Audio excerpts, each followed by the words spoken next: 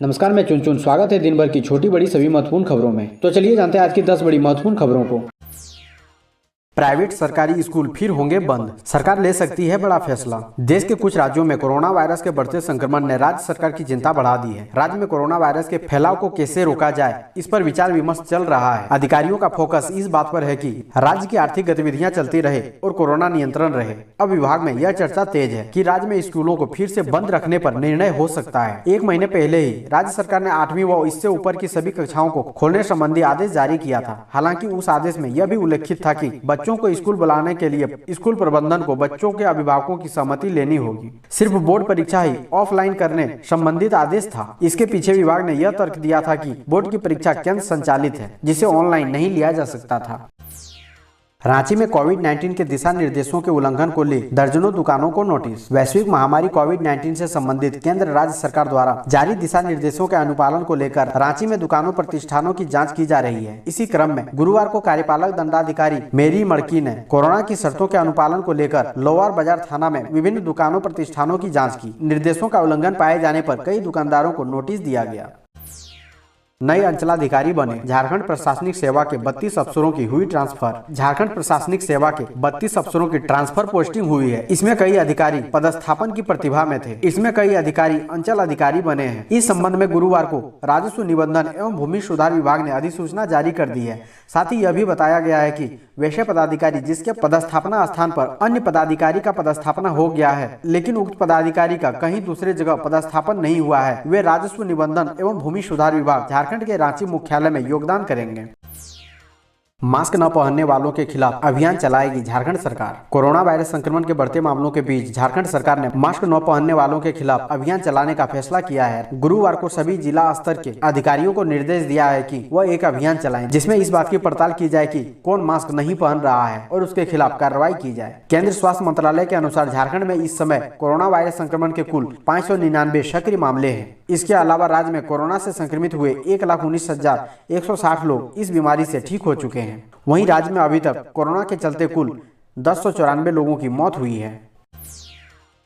Jharkhand CM Hemant Soren का रास्ता रोकने वाली पूनम सिंह पर फूलों की बारिश। नारी सेना की प्रदेश अध्यक्ष पूनम सिंह को बिरसा मुंडा केंद्रीय कारागार होटवार से रिहा किए जाने पर नारी सेवा के पदाधिकारियों, भाजपा नेताओं एवं विभिन्न सामाजिक संस्थाओं के लोगों ने अंग वस्त्र, पुष्प गुच्छ एवं माला पहनाकर स्वागत किया। उनके समर्थकों ने उन्हें बिरसा मुंडा केंद्रीय कारागार होटवार से लेकर पहाड़ी टोला आवासीय परिसर तक पुष्प वर्षा, पुष्प गुच्छ एवं नारे के साथ पहुँचाया। पूनम सिंह ने कहा, राज्य के मुख्यमंत्री हेमंत सोरेन के काफिले को रोकने के मामले में मुझे बेवजह फंसाकर जेल भेजा गया। हेमंत सरकार में महिलाएं सुरक्षित नहीं है। महिलाओं की सुरक्षा, रोजगार, अधिकार, न्याय के लिए मैं आखिरी दम तक लड़ती रहूंगी।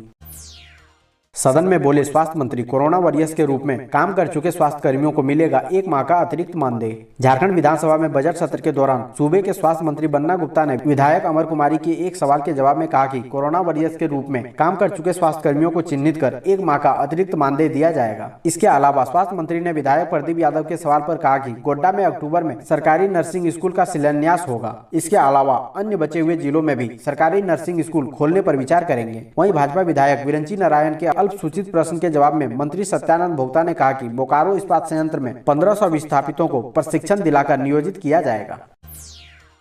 कांग्रेस की दीपिका से टकराई बीजेपी की अपर्णा, प्रदीप यादव की खींची टांग। झारखंड विधानसभा में अनुदान मांग पर चर्चा के दौरान कांग्रेस विधायक दीपिका पांडे सिंह और भाजपा विधायक अपर्णा सेन गुप्ता के बीच टकराव देखा गया। जब दीपिका अपनी बात रख रही थी तो अपर्णा सेन गुप्ता जोर जोर से बोलकर उनका काट करने लगी। भाजपा के अन्य विधायक भी उन्हें साथ देने लगे। इस बीच अपर्णा के साथ पुष्पा देवी सदन से बाहर निकल गई। बाद में स्पीकर के कहने पर विधायक रणधीर सिंह तथा इरफान अंसारी ने दोनों को वापस सदन में लाया। दरअसल एक दिन पूर्व जब अपर्णा महिला सुरक्षा पर बोल रही थी तो उस समय दीपिका भी जोर जोर से बोलकर उनका काट करने लगी थी। अपर्णा ने उसी का बदला लेते हुए ऐसा किया। नेतरहाट विद्यालय प्रवेश परीक्षा का परिणाम जारी। राज्य के सबसे प्रतिष्ठित सरकारी विद्यालय नेतरहाट आवासीय विद्यालय लातेहार में कक्षा 6 में नामांकन के लिए आयोजित प्रवेश परीक्षा 2020-21 का परिणाम जारी कर दिया गया है। यह प्रवेश परीक्षा पिछले वर्ष 5 दिसंबर को जिला मुख्यालय में आयोजित की गई थी। कक्षा 6 में कुल 100 सीटों पर दाखिले के लिए यह प्रवेश परीक्षा आयोजित की गई थी। विद्यालय के प्राचार्य डॉक्टर संतोष कुमार सिंह के अनुसार इस परीक्षा में सफल अभ्यर्थियों को शारीरिक जांच की सूचना शीघ्र दी जाएगी। शारीरिक जांच में सफल होने एवं मूल प्रमाण पत्रों के सत्यापन के बाद अभ्यर्थियों का नामांकन होगा। चुनाव के लिए झारखंड पुलिस के जवान असम रवाना। ट्रेन में आरक्षित श्रेणी का बर्थ उपलब्ध करवाया गया। पश्चिम बंगाल और असम में होने वाला विधानसभा चुनाव के लिए झारखंड पुलिस के जवान भेजे जा रहे हैं। वहां 23 इक्को कंपनियों की तैनाती की गई। राज्य पुलिस के जवानों को भेजने के लिए पुलिस एसोसिएशन की मांग पर आरक्षित श्रेणी का बर्थ उपलब्ध करवाया गया। झारखंड पुलिस मेंस एसोसिएशन के तरफ से मांग की गई थी, जिसे मान लिया गया। झारखंड के डीजीपी नीरज सिन्हा की पहल पर असम में होने वाले विधानसभा चुनाव में जवानों को स्लीपर बोगी में भेजा गया।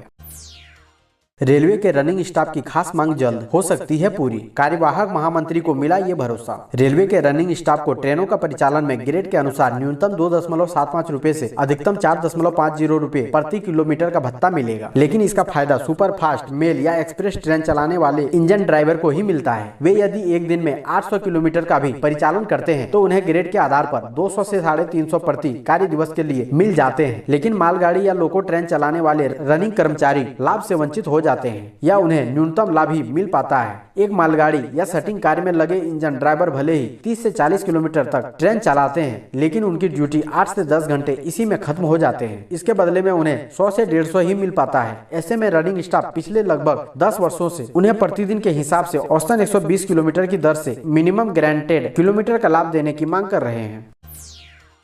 स्कूली शिक्षा सचिव के खिलाफ चलेगा अवमानना वाद।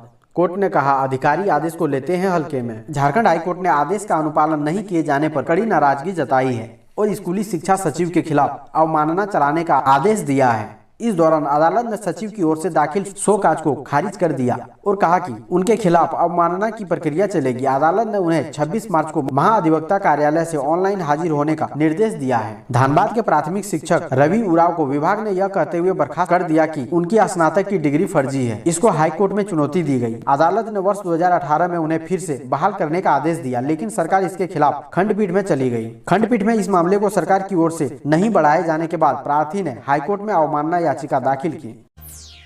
झारखंड में बनेंगे नए प्रखंड। पंचायत में श्रमिक मित्र की भी होगी बहाली। जाने हेमंत सरकार की अन्य योजनाओं के बारे में। मुख्यमंत्री हेमंत सोरेन ने कहा कि सरकार जनहित का ख्याल रख रही है, इसको लेकर नीतियां बना रही है। राज्य की भौगोलिक स्थिति अलग है। झारखंड पठारी इलाका है। प्रखंड कार्यालय दूर रहने से लोगों को परेशानी होती है। सरकार नए प्रखंड बनाने के लिए पूरे राज्य का सर्वे कराएगी। जल्द ही जमीन का यूनिक ID कोड भी जारी किया जाएगा। इससे जमीन विवाद पर अंकुश लगेगा। मुख्यमंत्री श्री सोरेन गुरुवार को सदन में सत्ता पक्ष के विधायक लोबिन हेम्ब्रम के सवाल पर सरकार का पक्ष रख रहे थे।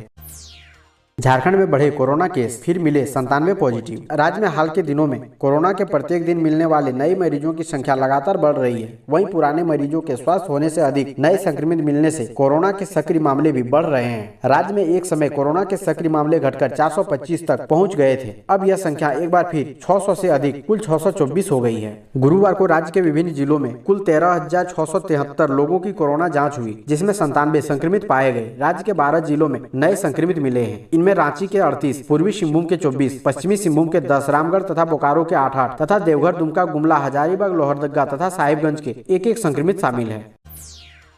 जमशेदपुर के इन अस्पतालों में मुफ्त दी जा रही कोरोना की वैक्सीन। कोरोना के बढ़ते मामलों को देखते हुए आपकी सतर्कता अति आवश्यक है, ताकि जिला प्रशासन इस संक्रमण की रोकथाम प्रभावी से कर सके। आप अपने स्तर पर शारीरिक दूरी, मास्क व सैनिटाइजर का उपयोग करते रहें। यदि अति आवश्यक ना हो तो घर से बाहर न निकले व भीड़भाड़ वाले स्थान पर जाने से बचें। जिला प्रशासन द्वारा सुचारू रूप से वैक्सीनेशन कार्यक्रम संचालित किया जा रहा है। सरकारी अस्पतालों के साथ निजी अस्पतालों में भी अब वैक्सीन उपलब्ध है, जिसका 2 डोज दिया जाना है। वरिष्ठ नागरिकों तथा बीमारी ग्रस्त व्यक्ति को सरकारी अस्पतालों में वैक्सीन दी जा रही है, जो निःशुल्क तथा गैर सरकारी अस्पतालों में सशुल्क डोज उपलब्ध है। पूर्वी सिंहभूम जिले में अभी तक कुल 22,492 लोगों ने कोरोना वैक्सीन ली है।